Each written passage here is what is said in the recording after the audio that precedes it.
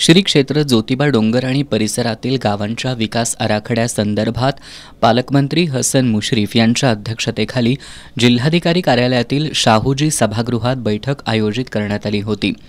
यावेळी ज्योतिबा विकास आराखड्याचं सादरीकरण करण्यात आलं। बैठकीला खासदार धैर्यशील माने, आमदार राजेश पाटील, जिल्हाधिकारी अमोल येडगे, कोल्हापूर महानगरपालिका आयुक्त डॉक्टर के मंजुलक्ष्मी, जिल्हा परिषदेचे मुख्य कार्यकारी अधिकारी कार्तिकेयन एस, पोलीस अधीक्षक महेंद्र पंडित उपस्थित होते। श्री ज्योतिबा विकास प्राधिकरण अंतर्गत संपूर्ण ज्योतिबा डोंगराचा विकास करण्यात येणार आहे। तसंच ज्योतिबा डोंगराच्या परिसरातील 23 गावांचा समावेश यामध्ये करण्यात येणार आहे। हा आराखडा यापूर्वी शासनाला सादर करण्यात आला असून त्याची रक्कम 1530 कोटी रुपये इतकी होती। या आराखड्यामध्ये काही सुधारणा करण्यात आल्यानं सुधारित आराखडा सध्या 1816 कोटी रक्कमेचा झालाय। वाढीव रक्कमेसह झालेल्या 1816 कोटी रुपयांच्या आराखड्याला जिल्हास्तरीय समितीनं या बैठकीत मंजुरी दिली।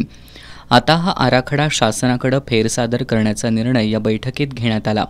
पालकमंत्री मुश्रीफ यांनी आराखडा तयार करताना डोंगर परिसरातील घनकचरा व्यवस्थापन आणि अन्य सर्व बाबींचा समावेश व्हावा, तसंच पर्यावरणपूरक पद्धतीवर भर देऊन अधिकाधिक परिपूर्णरित्या आराखडा तयार करा अशा सूचना केल्यात। ज्योतिबा परिसरातील गावांच्या वैशिष्ट्यांचा विचार करून त्याचा प्रचार आणि प्रसार करण्याची सूचनाही पालकमंत्री मुश्रीफ यांनी केली।